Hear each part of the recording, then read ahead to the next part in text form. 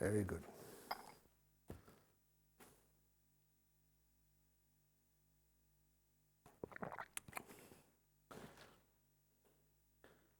So, for today's Sutta class, just to make things interesting, that in one of the sections, actually, I've got different times on different machines. What time have you got?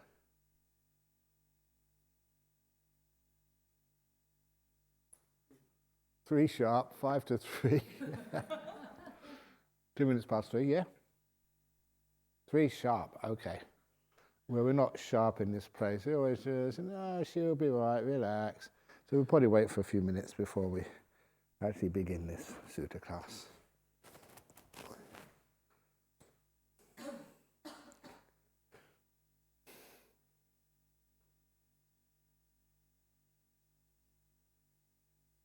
And just in general, I hope everything's going okay and that the retreat is developing, giving enough advice. I'm going to try to, again, finish off with a guided meditation this afternoon.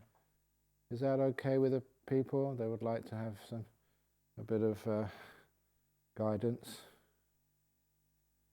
But if you don't, then just put it on the piece of paper for the evening.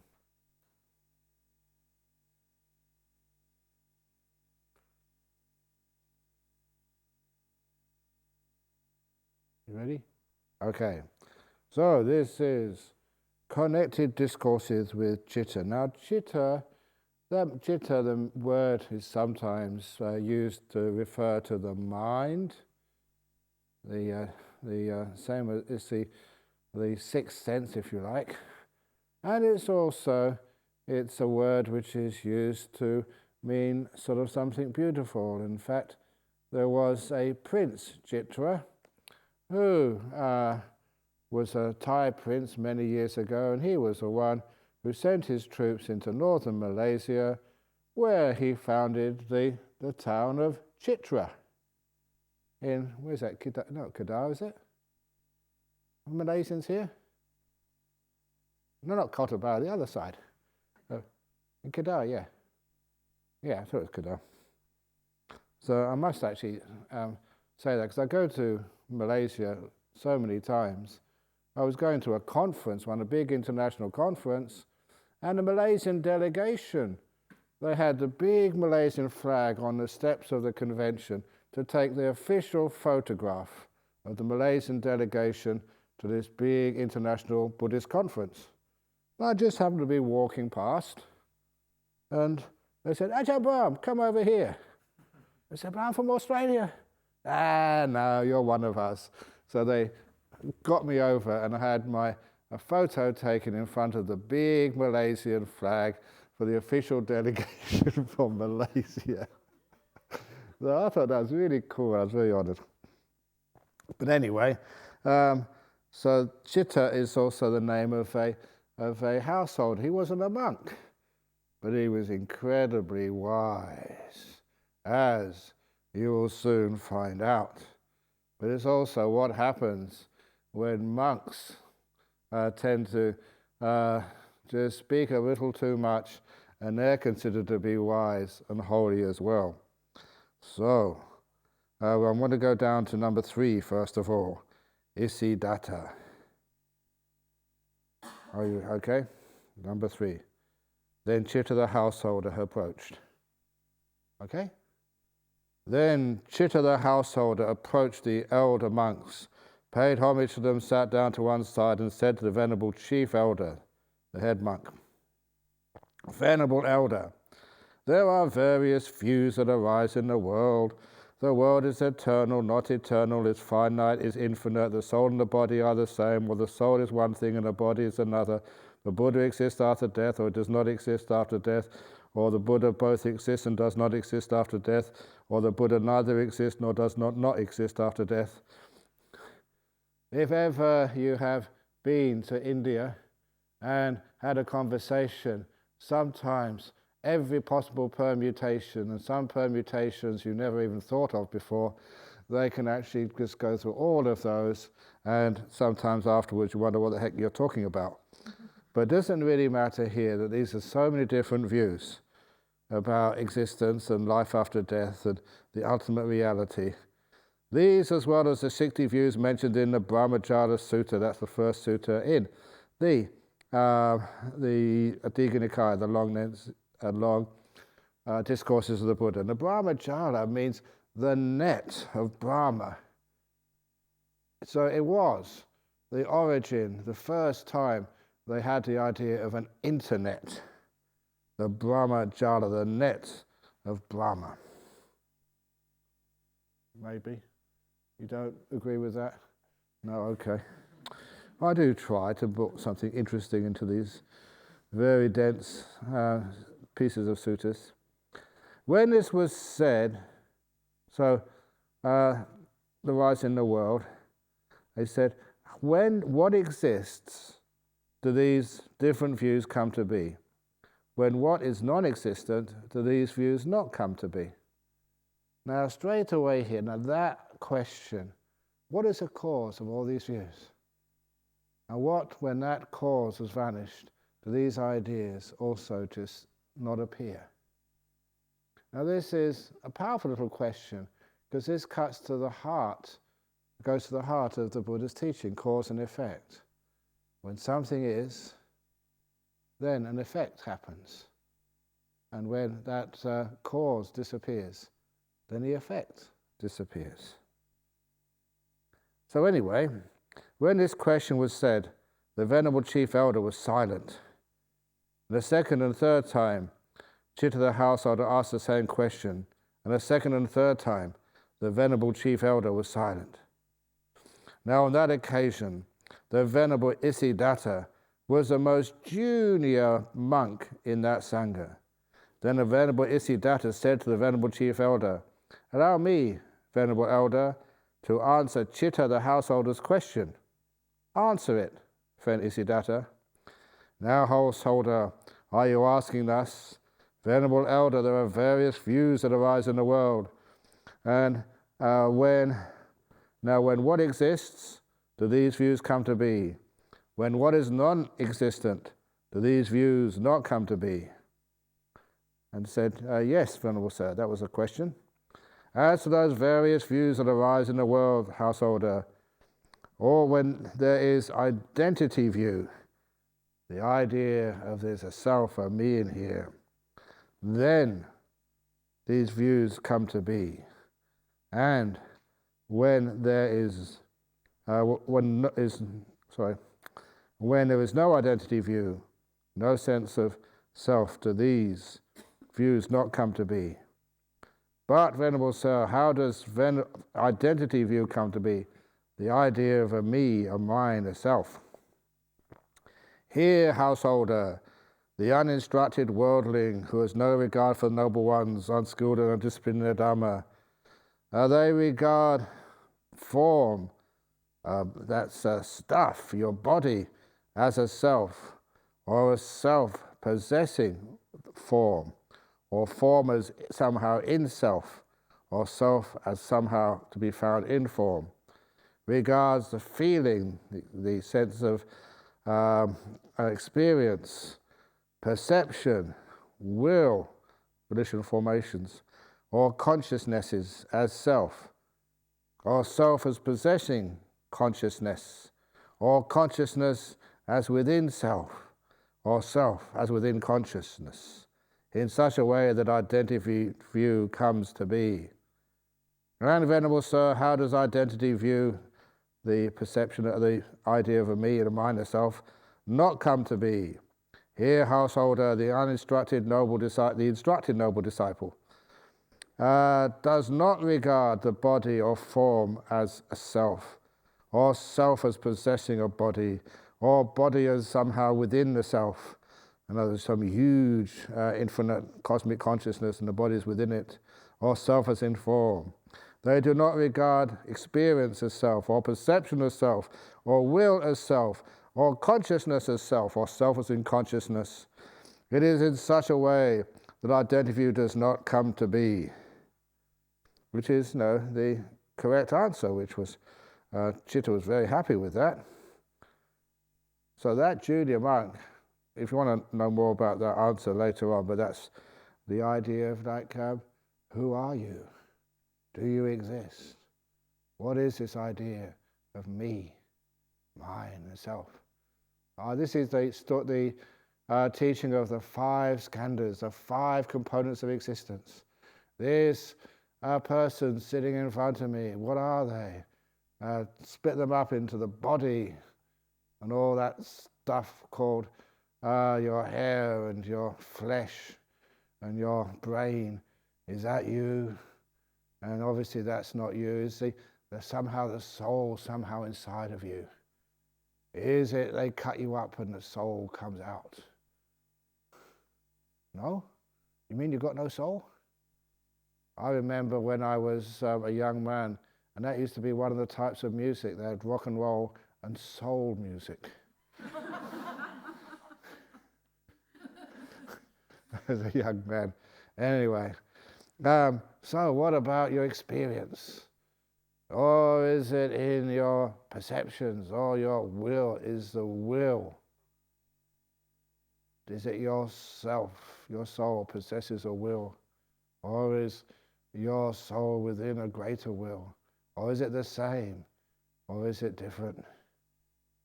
So, and consciousness, the knower, is that you? Or is it your sense of self possesses consciousness?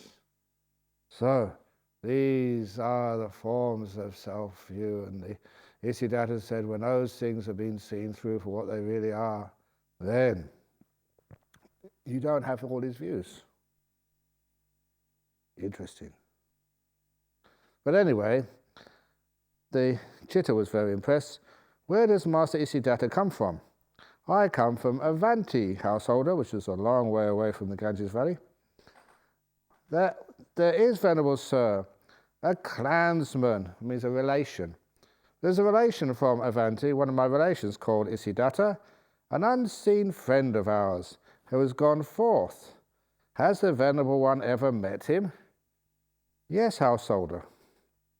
Where is that Venerable One now dwelling, Venerable Sir? And when this was said, Venerable Isiddhata was silent. Is the Master Isiddhata? Yes, householder.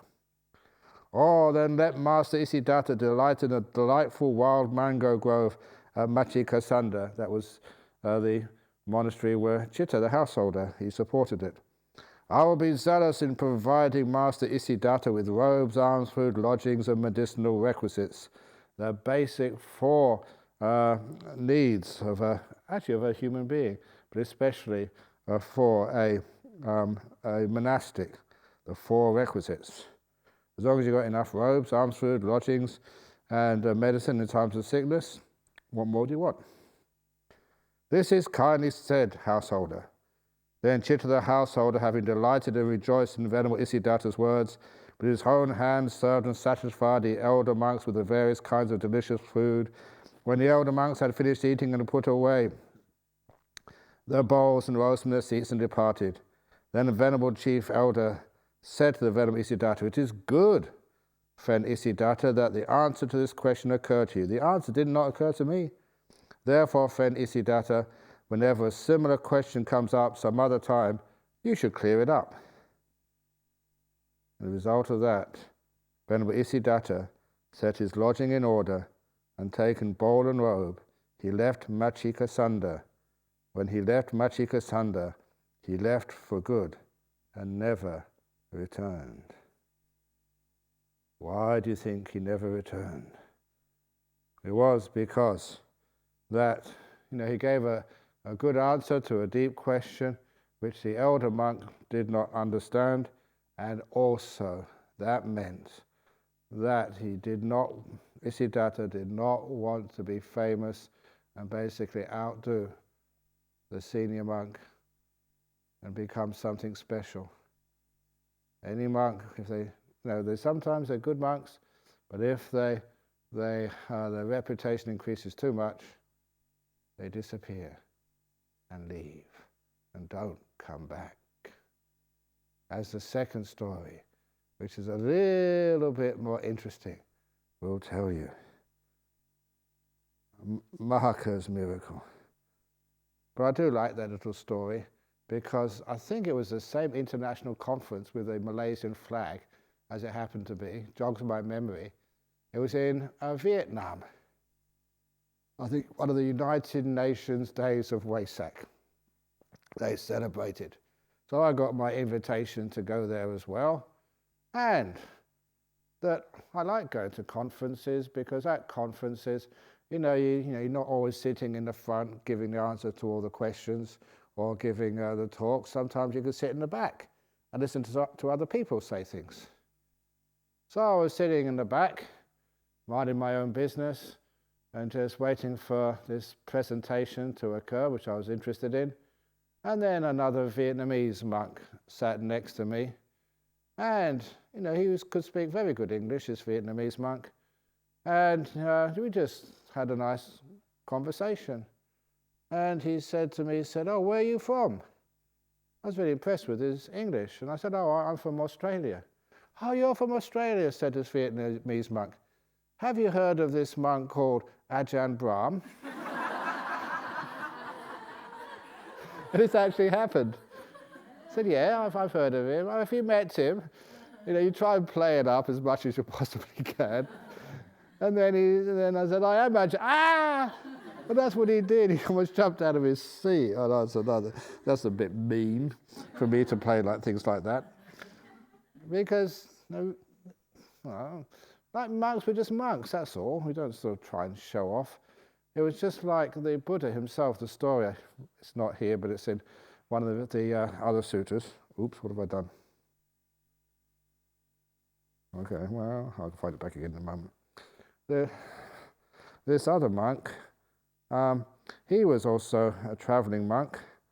And when he was traveling, because he was, this monk, it's a long time ago, in the Buddha's time, he was ordained by one of the Buddha's disciples. And that after completing basic training, that he asked his teacher, he'd never seen the Buddha before, can he just go off and just to meet the Buddha? And of course, the disciple of the Buddha, this monk's teacher, said, yes, of course, please do so. But traveling in those days, it actually did mean that you had to walk. So it was days and days. But for a monk, a wandering monk, you could find always many different places to stay, either in the jungles or in just little places set aside for everybody to stay the night. Even when I was a monk, there was always these like little halls, salas in every village, so that if any visitor came, they could always sleep there. It was undercover, and you'd always be provided with a mattress, not mattress, but a little mat and a pillow for you to sleep on. And so travel in those days was very easy, and especially if you were a monk. Any monastery where you went to, you'd always have a bed for the night. It was like, you're a member of like some huge club, like some diners club or stuff where you always had free accommodation and always have a meal. It was actually quite nice. So anyway, this monk, hadn't finished the journey yet, was still a ways away from the Ganges Valley, but he went to some person's house and he said, is it all right if I spend the night in your workshop? And the owner said, yes, certainly. He found some straw for this monk, and so the monk could actually stay the night. A little time afterwards,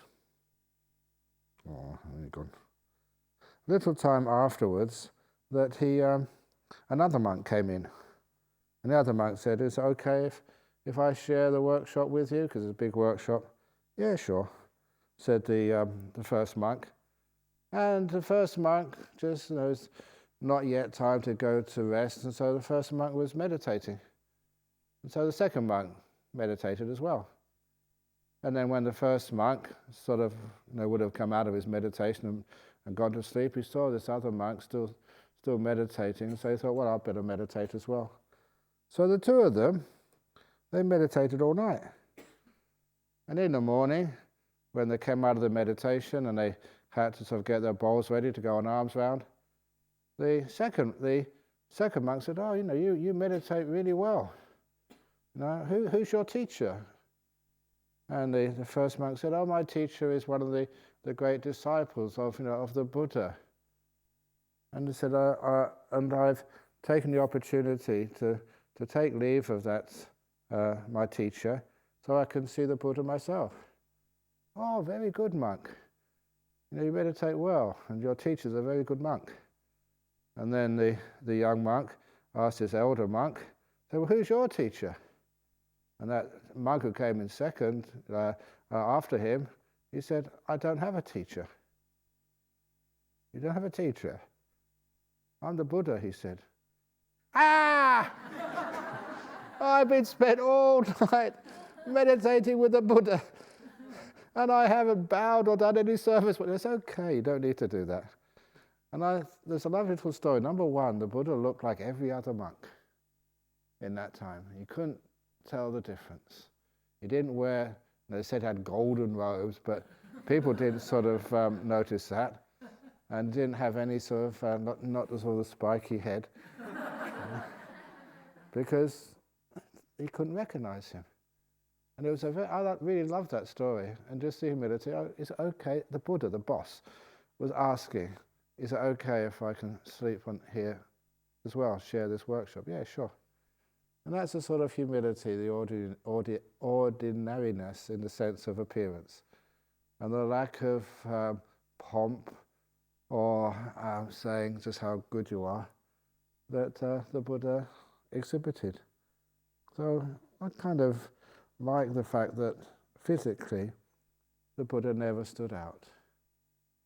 It was just another monk, could disappear and vanish. It's only when he spoke did the power of his attainments, or his rather disappearance, really come forth. So anyway, that was the Buddha, and I lost my page again as usual. So Mahaka's miracle. Here we go on this one. On one occasion, a number of elder monks dwelling at Machikasunda in the wild mango grove. And then Chitta, the householder, approached those elder monks, paid homage to them, sat down to one side and said to them, "Venerable sirs, let the elders consent to accept tomorrow's meal from me in my cowshed. Now, if you invited me to your cowshed for lunch, I might think twice." But as I mentioned already, the cows were very special in India at the time, and also that was a very nice place to invite the monks to have their food, believe it or not. Then the elder monks consented by silence, and Chitta the householder, having understood that the elders had consented, rose from his seat, paid homage to them, and departed, keeping them on his right. When the night had passed, in the morning the elder monks dressed, took their bowls and outer robes, and went to the cowshed of Chitta the householder. There they sat down on the appointed seats. Then Chitta the householder, with his own hand, served and satisfied the elder monks with delicious milk rice made with ghee. When the elder monks had finished eating and put away their bowls, they rose from their seat and departed. Then Chitta the householder, having said, "Give away the remainder," as to these helpers, followed close behind the elder monks as they were returning to the monastery. Now on that occasion the heat was sweltering, and the elders went along as if their bodies were melting because of the food they'd eaten. Hot weather and rich food and old monks. So, as if their bodies were melting. Now on that occasion the Venerable Mahaka was the most junior monk in that Sangha. Then the Venerable Mahaka said to the Venerable Chief Elder, "It would be good, Venerable Elder, if a cool wind would blow, and a canopy of clouds would form, and the sky would drizzle. That would be good, friend, said the chief elder. Then the Venerable Mahaka performed such a feat of spiritual power that a cool wind did blow, and a canopy of clouds formed, and the sky drizzled. Then it occurred to Chitta the householder, such is the spiritual power and might possessed by the most junior monk in this Sangha. Wow. Then when the Venerable Mahaka arrived at the monastery, he said to the Venerable Chief Elder, "Is this much enough, Venerable Elder?" "That's enough, Fen Mahaka. What's been done is sufficient, Fen Mahaka. What's been offered is sufficient." Then the elder monks went to their dwellings, and the Venerable Mahaka went to his own dwelling. Then Chitta the householder approached the Venerable Mahaka, paid homage to him, sat down to one side and said to him, "It will be good, Venerable Sir, if Master Mahaka would show me a superhuman miracle of spiritual power." He's already seen one, but that clouds forming and drizzle, cool wind, maybe that's just coincidence. So show me a spiritual power, psychic power. "Yes, Venerable Sir," Chitta the householder, "Then, householder," said the monk, "spread your cloak upon the veranda and scatter a bundle of grass upon it." "Yes, Venerable Sir," Chitta the householder replied, and he spread his cloak upon the veranda and scattered a bundle of grass upon it. Then, when this monk Mahaka entered his dwelling and shut the bolt, the Venerable Mahaka performed a feat of spiritual power, such as a flame shot through the keyhole and the chink of the door, and burnt the grass, but not the cloak.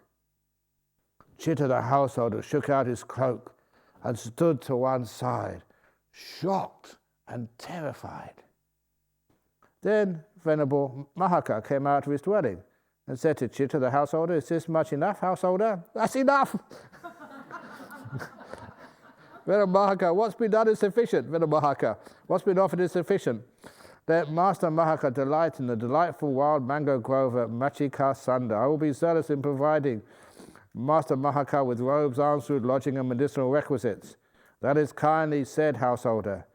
Then the Venerable Mahaka set his lodging in order, and taking bowl and robe, he left Machika Sunda.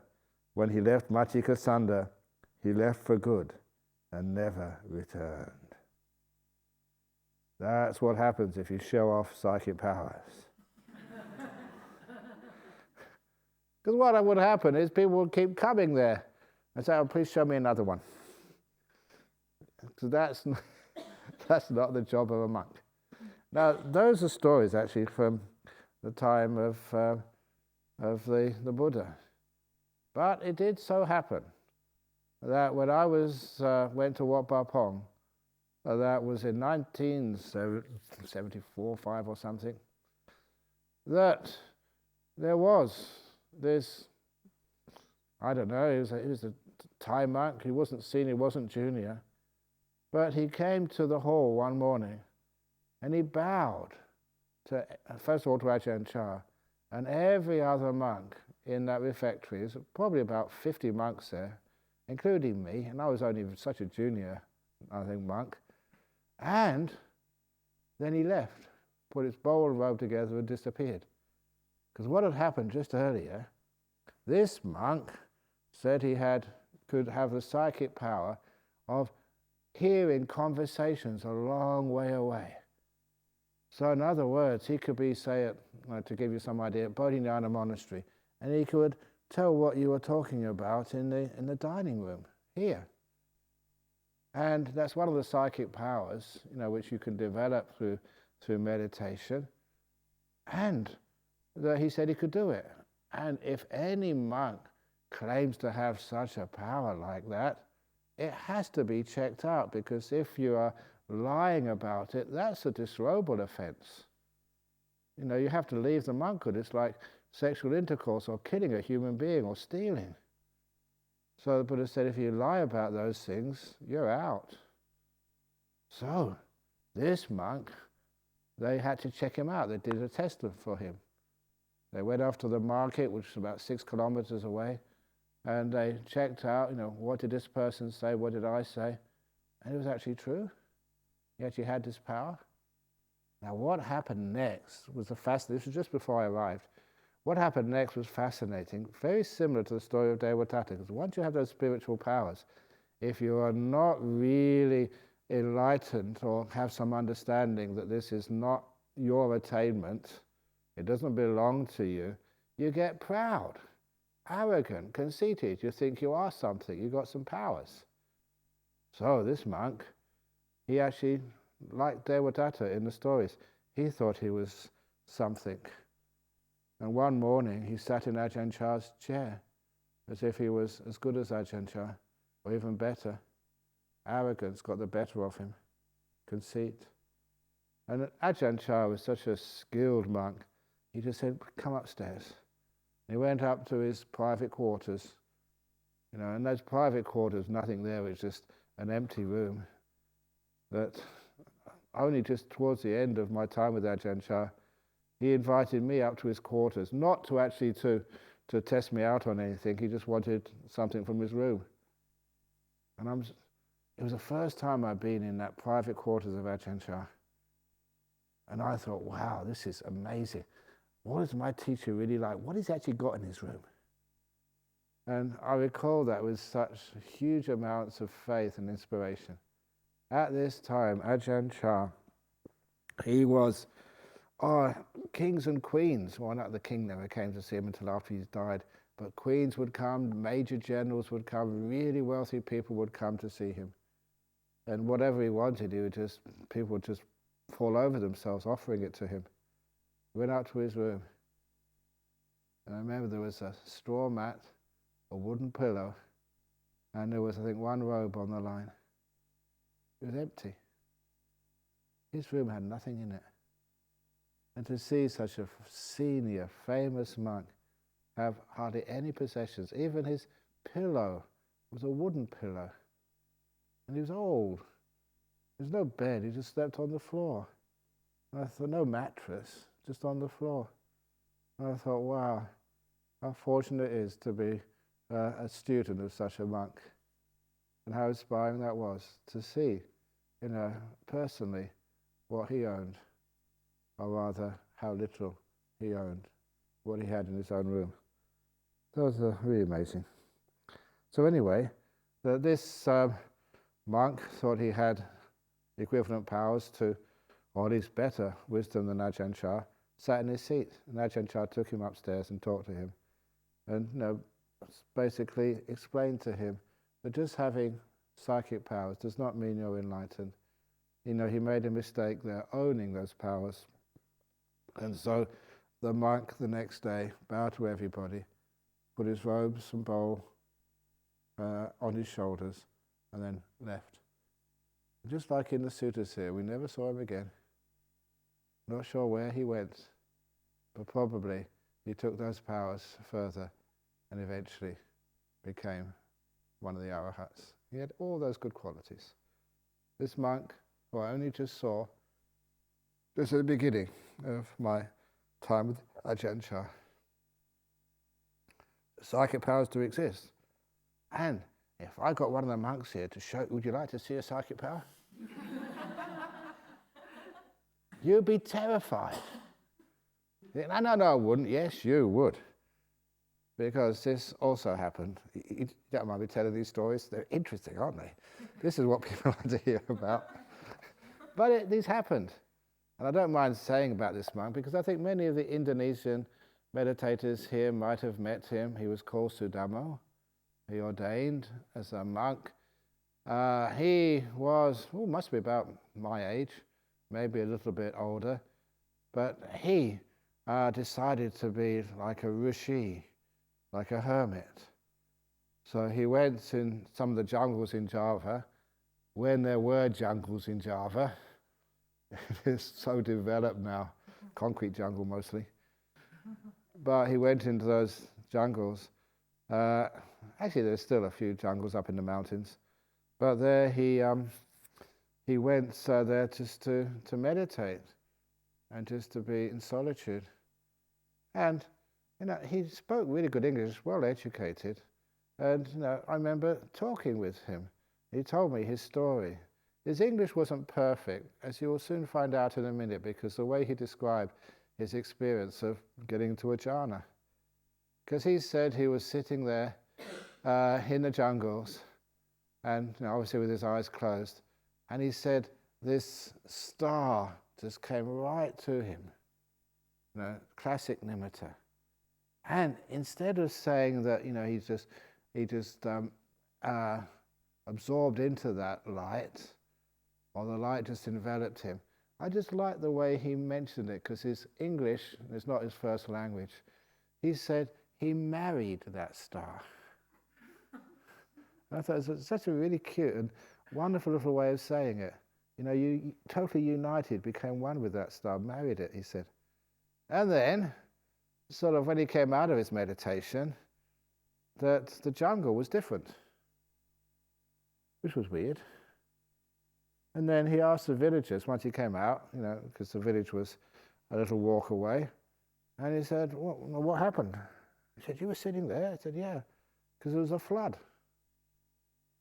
And he worked out the reason it looked different, because you could see all the marks of the trees which had fallen over, and the branches which had come off. And he'd been submerged for days under those flood waters. Perfectly fine. Because in those jhanas you do become kind of invulnerable. And there he was, submerged. Didn't know anything about it, just blissing out inside. So the only reason I can tell about that monk is he passed away quite a few years ago. If he was still alive, I wouldn't say anything. Because you'd all go and find out, where is he?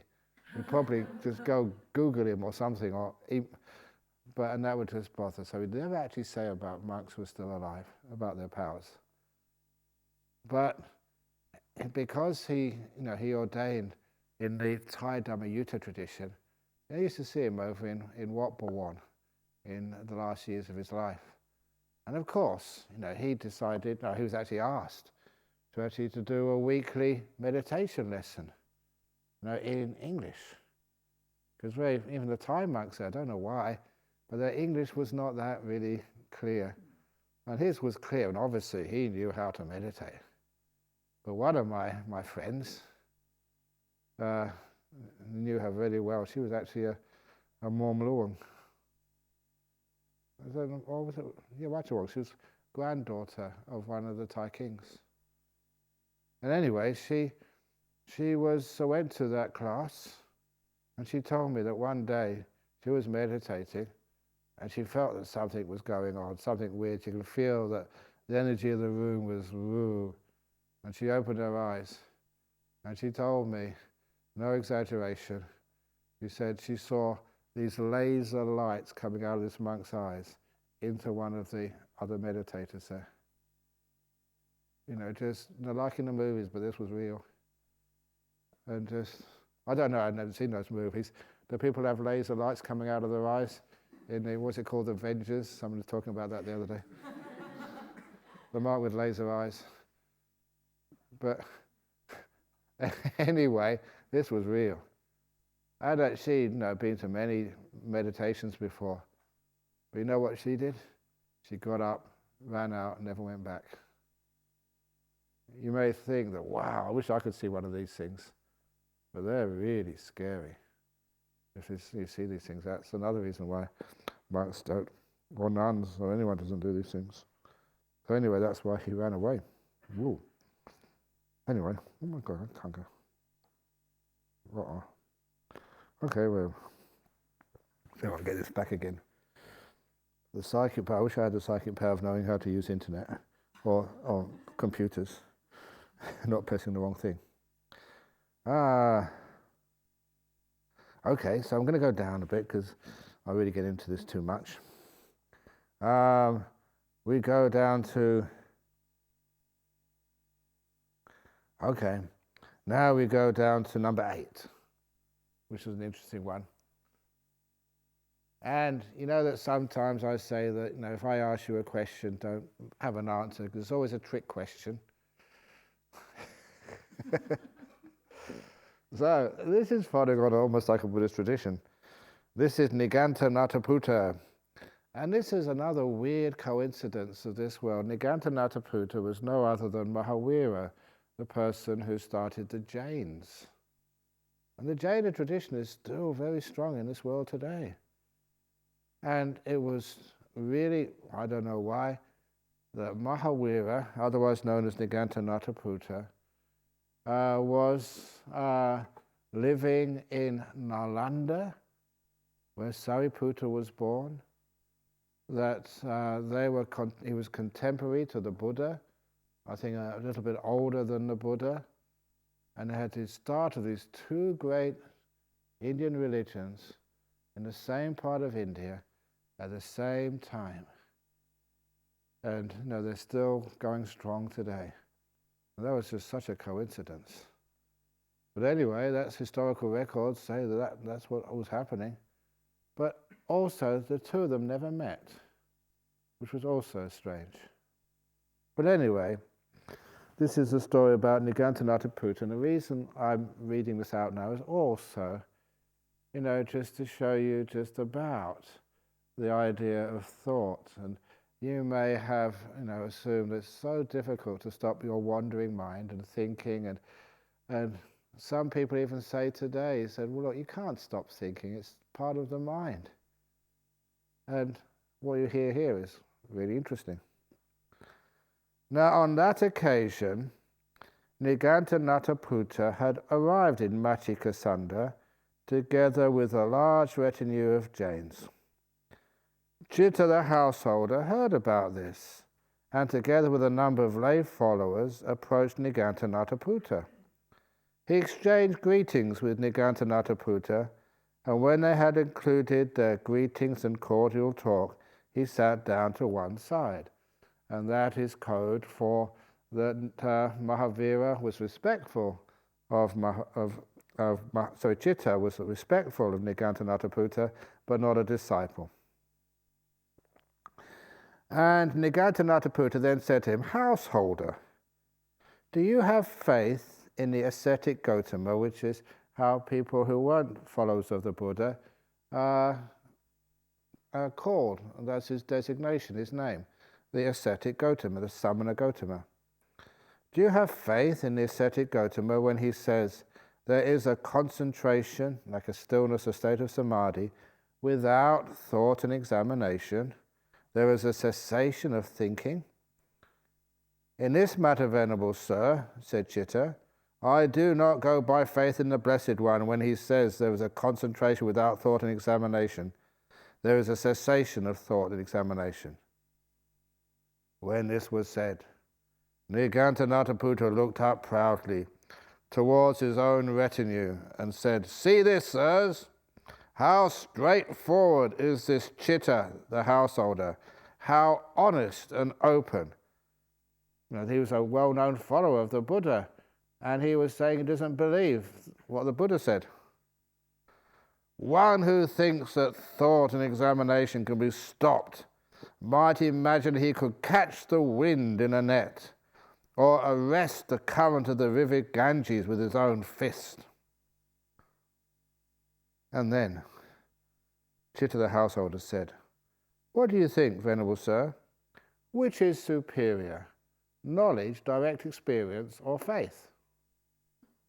"Knowledge, householder, is much superior to faith." "Well, Venerable Sir, to whatever extent I wish, secluded from the five senses, from unwholesome states, I can enter and dwell in the first jhana, which is accompanied by this movement of the mind and the holding on to the mind." That's the other meaning of Vitaka Vichara, of what they translate here as thought and examination. "To whatever extent I wish, with the subsiding of thought and examination, I enter upon and dwell in the second jhana, the third jhana, the fourth jhana.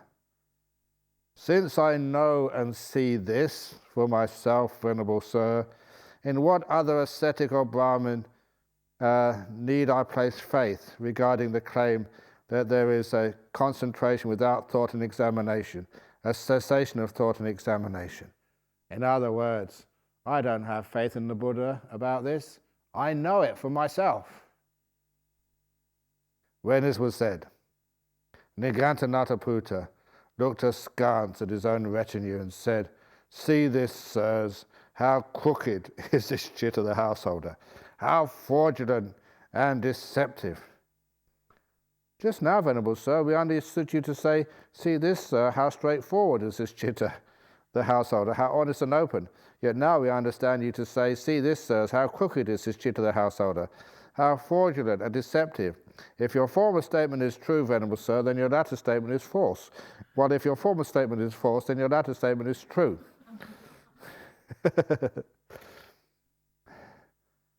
And for further, Venerable Sir, these 10 reasonable questions came up, and it's, anyway. The Chitta householder rose from his seat and departed without having asked Nigantanathaputta these 10 reasonable questions. And anyway, number one, it shows that it's almost like a tradition that Buddhists and Buddhist monks ask tricky questions. But also, that even in those days, the leader of one of the great religions didn't realize just how you can be so still that no thinking happens, ceases. Anyway, just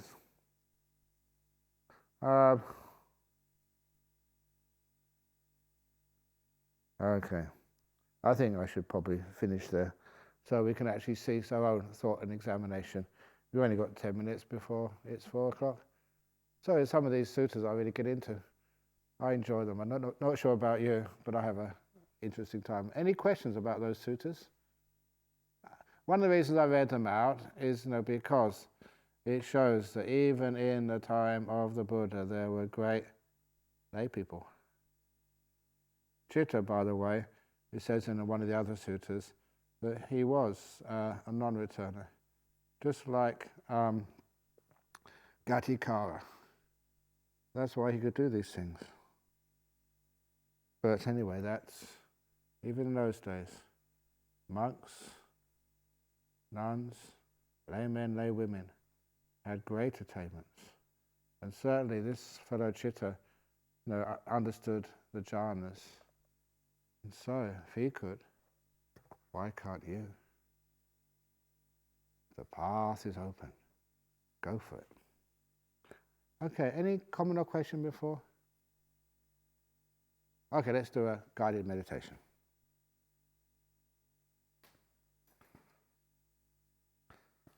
And also, if you think that you'd like something different for the suttas class, please let me know.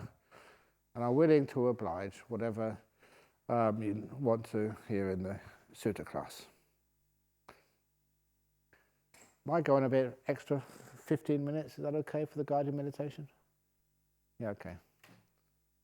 That's 1-5. I didn't say 50. Well, no, you could do 50 if you want. So sit down, close your eyes.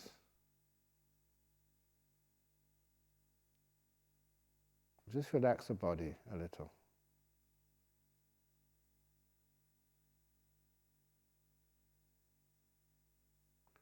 Making sure that your legs are in a comfortable position. If you're sitting on a chair, you can move your legs forward, tuck them underneath the chair, move them apart. Find the best place for your own legs and feet so you are comfortable.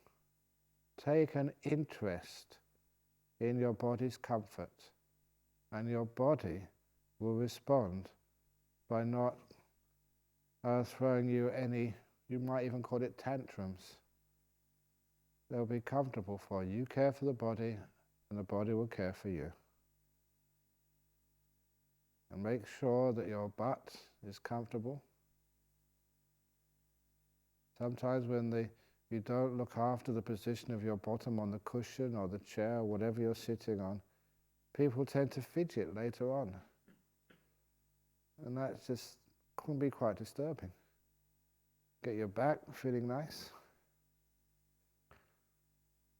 as best you can, because there's always aches and pains, but you look at those aches and pains and move it this way, move it that way, lean back, lean forward, twist around, until you find the most comfortable position for your own back.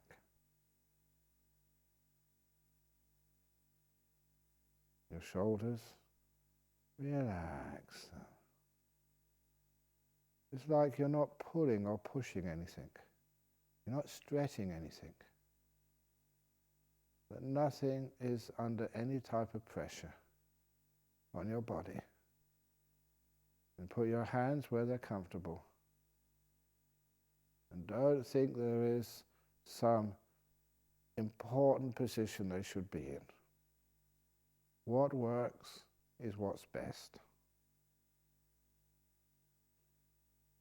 Then you go up to your head, make sure your neck is not too much under strain. You can move your head forward and back or around, wherever your head is comfortable. Because if your head is too far forward, too far to the back, to the left, you get sort of neck aches. And lastly, your face. Be aware of the muscles in your face. Around your eyes. Mindfulness does give you feedback, so you can try scrunching up your eyes and then loosening them. You can do that. See how much you can loosen the muscles around the eyes and the muscles around the mouth. And I say that because we all know that any tightness, tension, fear, anxiety, whatever, any emotion can be read on a person's face. The muscles change. And now we're developing the emotion of peace, comfort, relaxation. So see if you can arrange those muscles so they are comfortable, peaceful, at ease.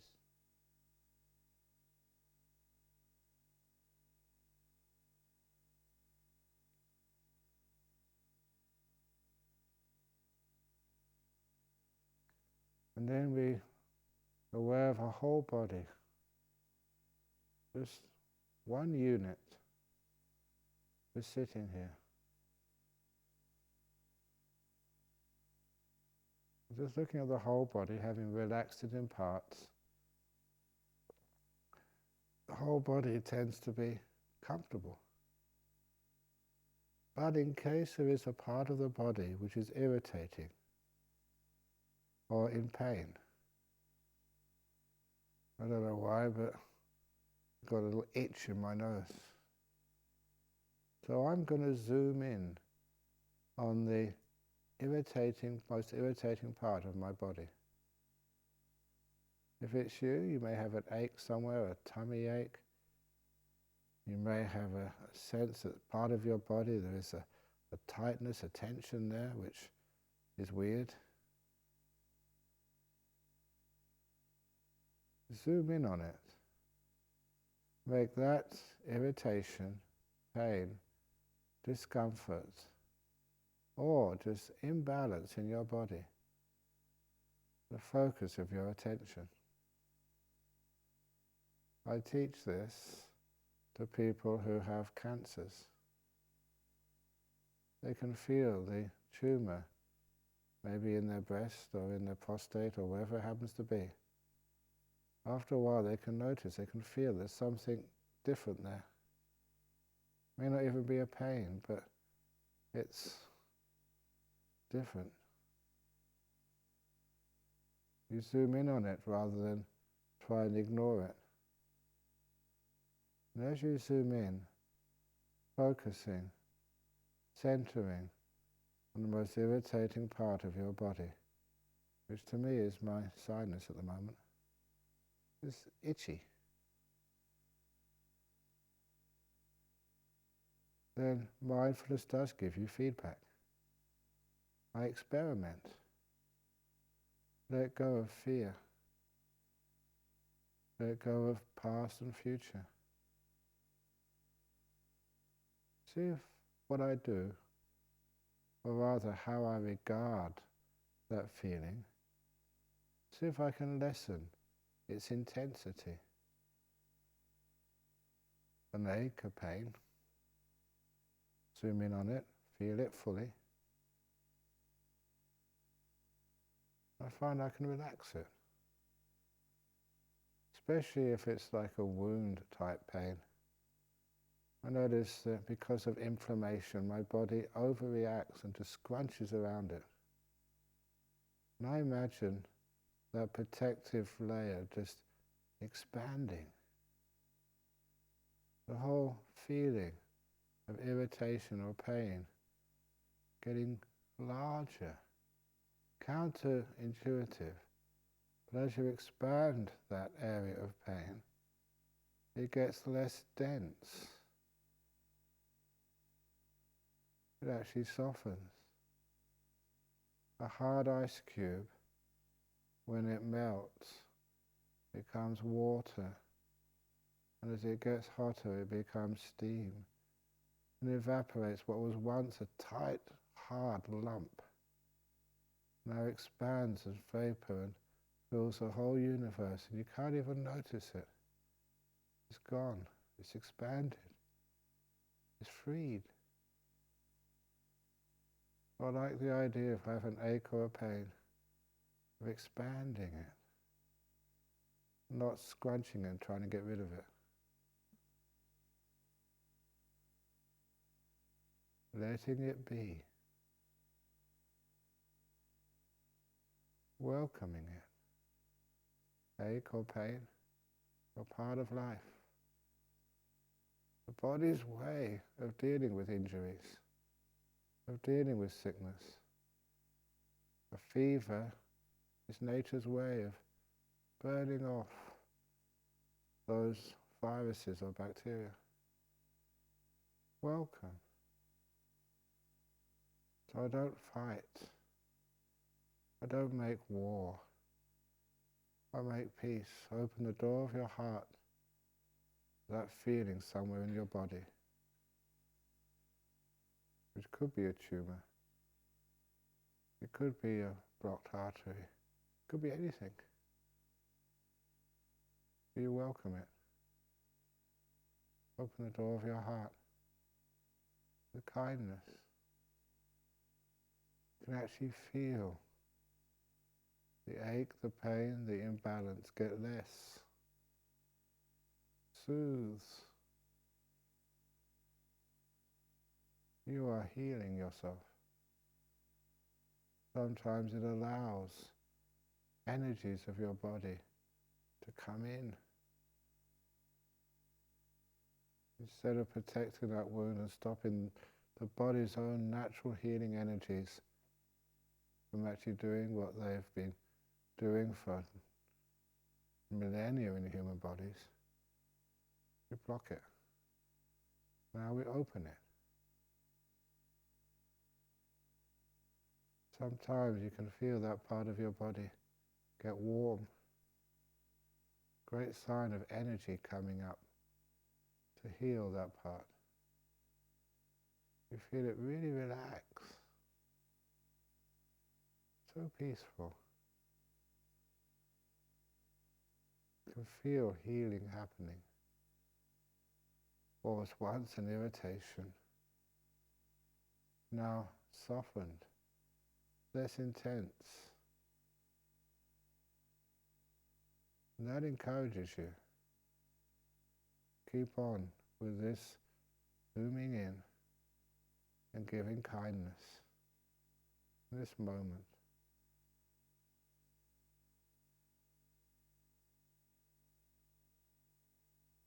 If you find the irritation or pain get worse, get stronger, sharper, you've obviously been going in the wrong direction.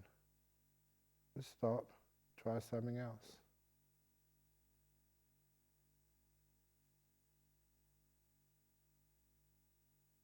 Let this moment be.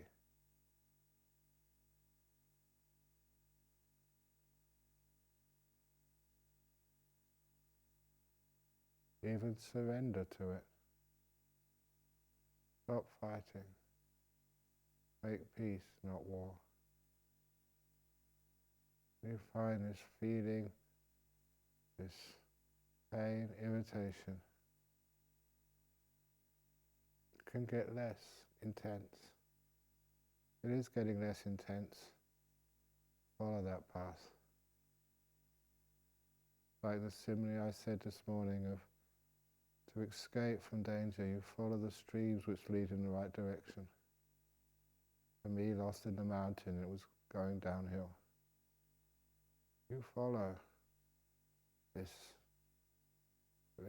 change in your attitude to what you're experiencing. Letting it be, being kind, being gentle. You feel that area of the body which was irritating, even in pain, you actually feel the pain get less, irritation get less.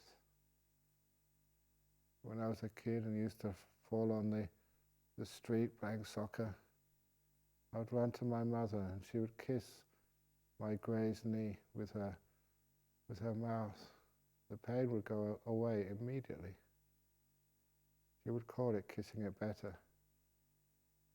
That's how I learned the power of kindness, to relax, take away aches and pains. My mother has passed away.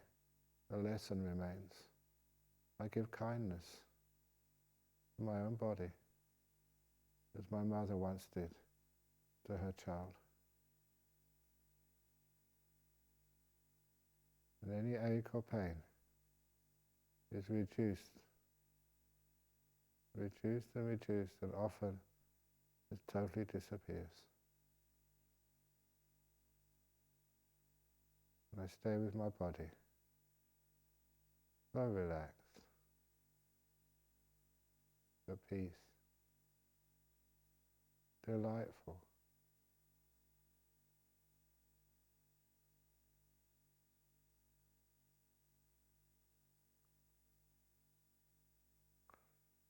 I'm going to be quiet for just a couple of minutes.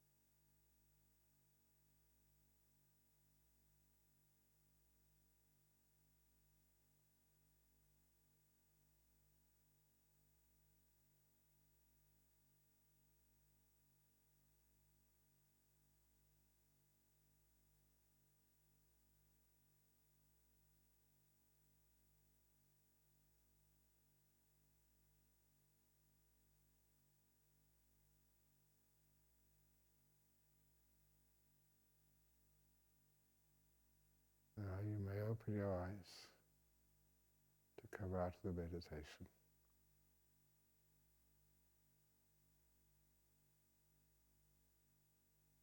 The body awareness meditation.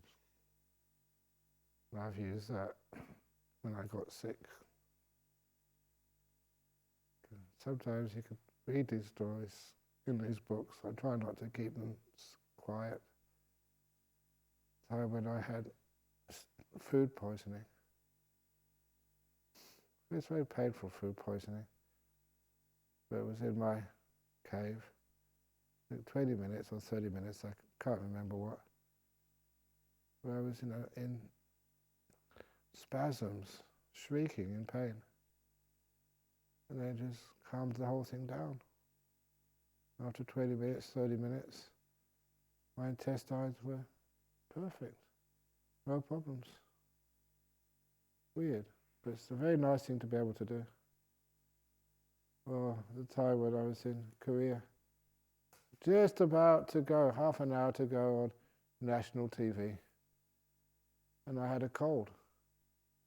And this yucky stuff was coming out of my nose. I don't know what the real word is, we used to call it snot. Not a very nice word, but there it was. And just no medication, don't carry medication. So, meditation, that's what I carry. And then just relax it. And then could face the camera and just easy, no cold. Imagine what you can do with your own body when you train it. To feel the sensations and just really relax them so deeply. So a lot of the aches and pains just go. Anyway, that's for you to experiment with, and who knows. But what's really sort of amazing, if you do that with people with stuff like cancers. We've got a cancer group coming in next week on the 18th, just coming to visit. So that's the sort of thing which I teach them. You can feel that it's this terrible thing having things like breast cancers, but you can catch it so early. You feel there's something wrong there, wrong or imbalanced or different. You just focus, kindness, relax it to the max. Amazing what you can do. So this stuff is really powerful. Okay. Sadhu, sadhu, sadhu. Hee hee hee. Okay.